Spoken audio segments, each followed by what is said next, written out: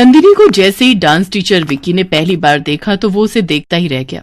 आखिर ये होता भी क्यों ना, क्योंकि नंदिनी दिखने में किसी हीरोइन से कम नहीं थी।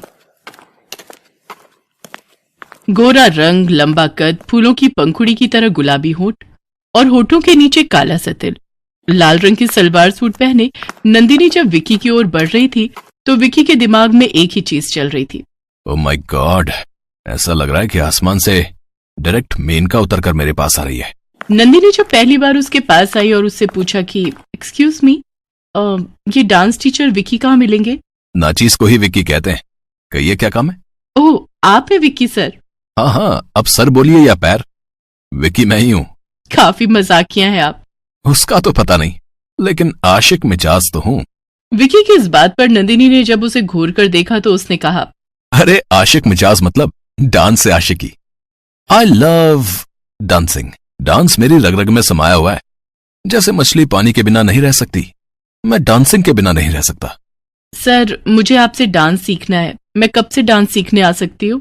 काल करे सो आज कर, आज करे सो अब। पल में परलय होएगी तो डांस सीखेगा कब? डांस टीचर विक्की की इस बात को सुनकर नंदिनी मुस्कुरा दी। विक्की ने उसी दिन से नंदिनी को डांस सिखाना शुरू कर दिया। 1 2 3 4 5 6 7 8। अरे नहीं नंदिनी जी, 7 में ये राइट वाला पैर आगे होगा और लेफ्ट वाला पीछे, और बॉडी का ये वाला भाग थोड़ा झुका रहेगा, थोड़ा सा, ज्यादा नहीं, ऐसे। सर, वही तो मैं कर रही हूँ। नहीं, आप वैसा नहीं कर रही हैं। ये देखिए, आपका कौन सा पैर आगे? Sorry sir. डांस को पूरा कंसंट्रेशन के साथ करिए और दिल से करिए, तो बहुत मजा आएगा। Okay sir. उस 1 घंटे की क्लास में विक्की ने स्टेप सिखाने के बहाने नंदिनी को 100 बार गलत तरीके से छुआ, लेकिन नंदिनी को इसका जरा भी आभास नहीं हुआ, क्योंकि उसे लग रहा था कि ये डांस का ही पार्ट है। जब उसकी क्लास खत्म हुई तो वो मास्टर जी को बाय करके क्लास से निकल गई।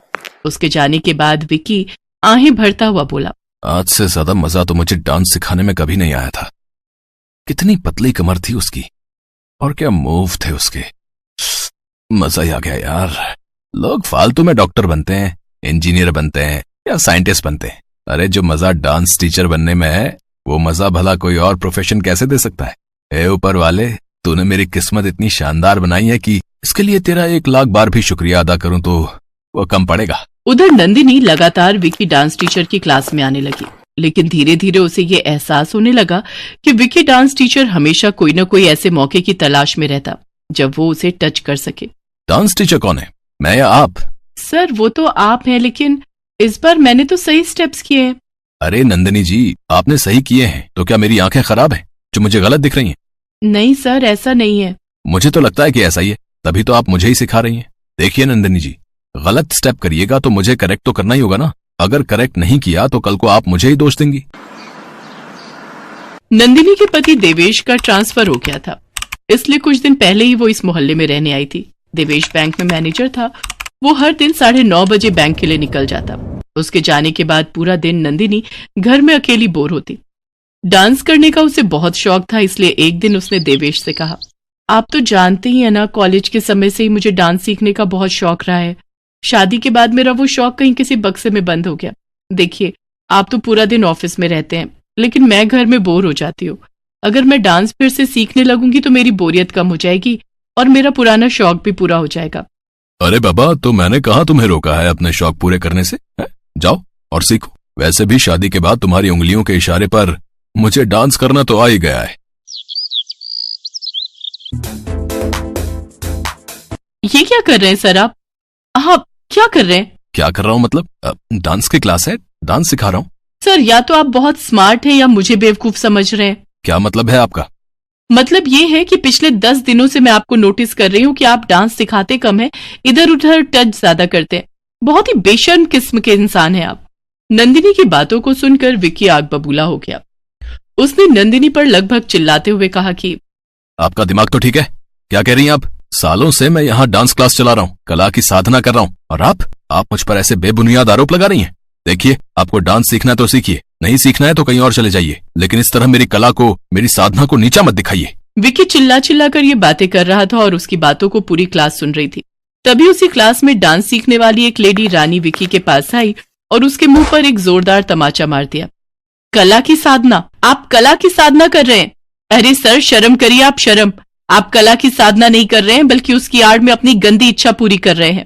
अरे आपकी हिम्मत कैसे हुई मुझे थप्पड़ मारने की? कौन है आप? आपने तो कुछ दिन पहले ही यहाँ एडमिशन लिया है। आपकी बड़ी उम्र देखकर मैंने मना भी किया था डांस सिखाने से। कितना जिद किया था आपने डांस सिखाने के लिए। बहुत ही बदतमीज किस्म की लेडी हैं आप। मैं रानी हूँ, इंस्पेक्टर रानी। पिछले कई दिनों से मुझे तुम्हारी बेशर्मी की शिकायत मिल रही थी, लेकिन ठोस सबूतों के अभाव में मैं कुछ कर नहीं पा रही थी।